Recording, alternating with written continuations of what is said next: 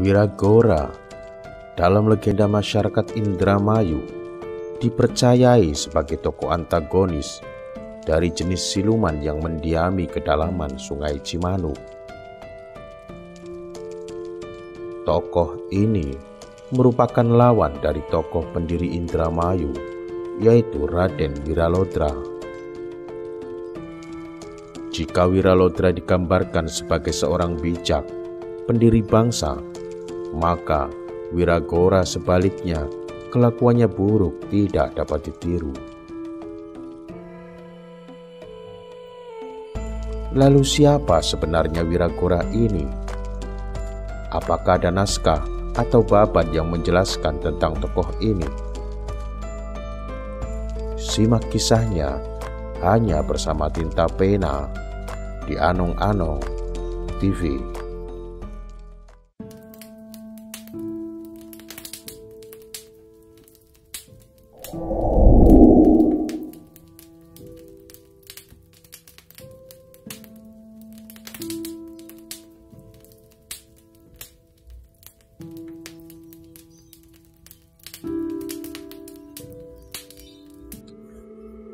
Entah dari mana sumber kisah mengenai tokoh yang satu ini. Mengingat dalam naskah-naskah babat yang mengisahkan tentang pendirian Indramayu, tidak ditemui tokoh Wiragora ini. Biarpun demikian, kisah mengenai Wiragora ini sering dimainkan dalam pertunjukan seni sandiwara di Indramayu.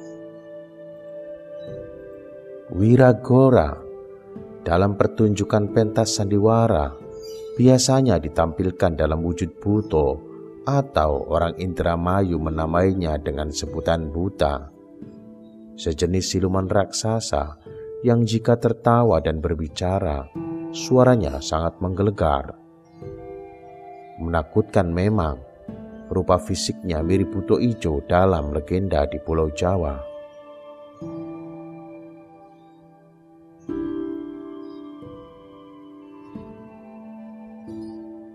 Jika merujuk pada seni pentas sandiwara yang biasa dimainkan, Wiragora dikisahkan sebagai saudara tertua dari Raden Wiralodra, pendiri Indramayu.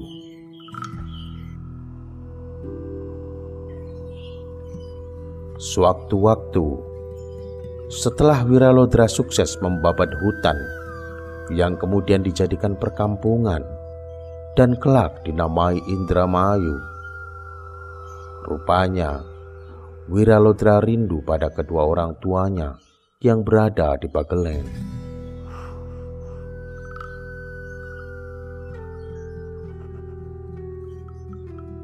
Kampung yang baru didirikannya itu kemudian dititipkan kepada pembantunya Ki Tinggil. Setelah itu, dari Indramayu, kemudian Wiralodra bertolak ke Bagelen mengunjungi kedua orang tuanya.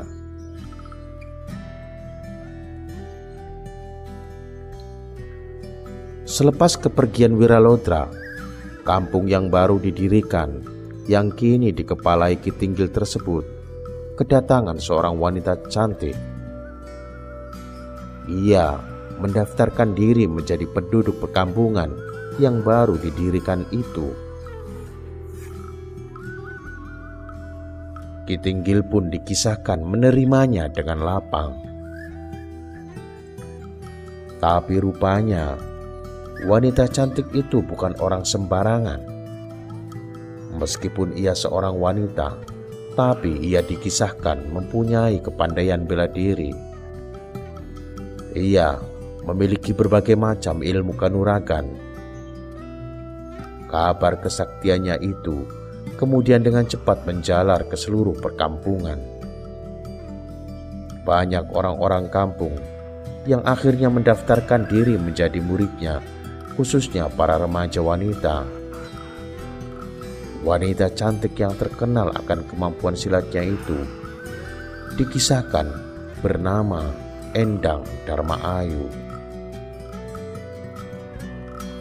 Pada mulanya, selepas kedatangan Endang Darmaayu, suasana kampung terbilang kondusif. Suasana menjadi tegang setelah terjadi peristiwa ditantang duelnya Endang Darma oleh seorang pendekar dari Palembang yang bernama Pangeran Guru. Pangeran Guru bersama ke-24 muridnya mendatangi Endang Darma untuk tanding kesaktian. Duel antar keduanya kemudian tak terelakkan. Pada mulanya yang terlibat duel hanya Endang Darma dan Pangeran Guru saja. Akan tetapi setelah Endang Darma berhasil menewaskan Pangeran Guru, rupanya ke-24 murid Pangeran Guru ikut campur.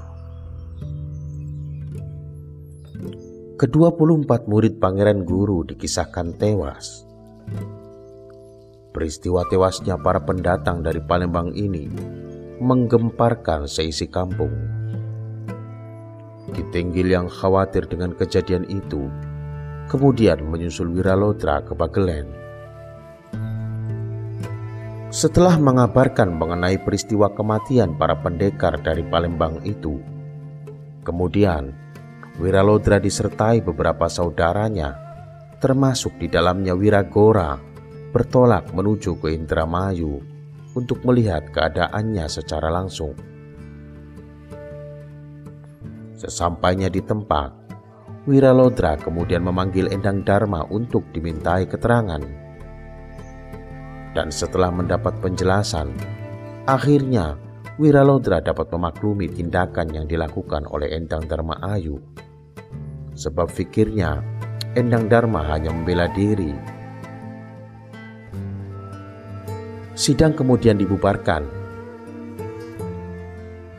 Setelah peristiwa bertemunya Wiralodra dengan Endang Darma dalam sidang tempo hari, rupanya Wiralodra jatuh hati pada Endang. Ia kemudian memutuskan untuk melamar Endang Darma menjadi istrinya. Endang Darma sebenarnya menerima, hanya saja syaratnya yang menikahinya harus sanggup mengalahkannya dalam adu kesaktian. Syarat itu kemudian dipenuhi Wiralodra. Duel antara keduanya kemudian digelar, dan hasil akhirnya Endang Darma kemudian dapat dikalahkan. Sehingga singkatnya, keduanya kemudian menjadi suami istri. Kecantikan dan kemolekan Endang Darma rupanya juga menarik hati Wiragora. Meski ia sadar Endang Darma kini telah menjadi istri saudaranya, tapi rupanya ia ingin memilikinya.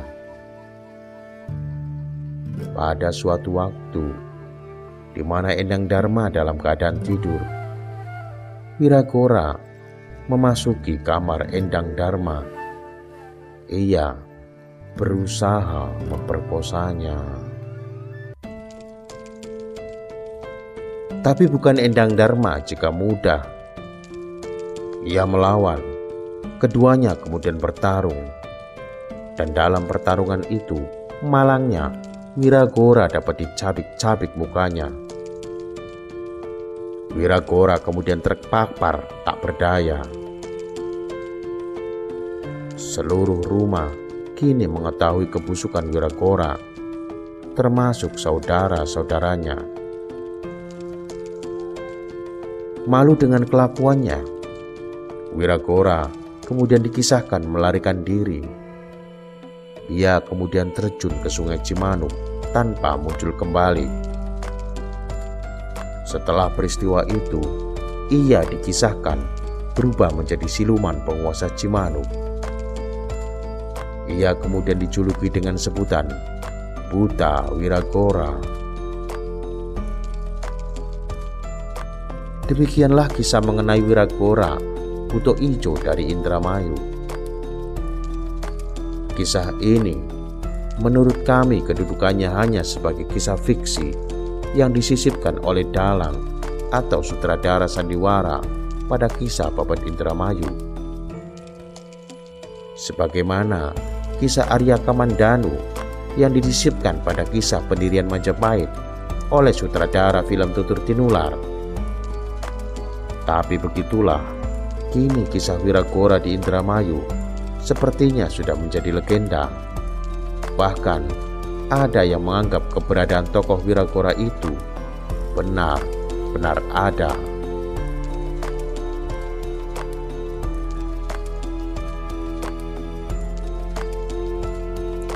Sampai jumpa di edisi selanjutnya bersama Tinta Pena di Anung Anung TV. Salam Meduluran.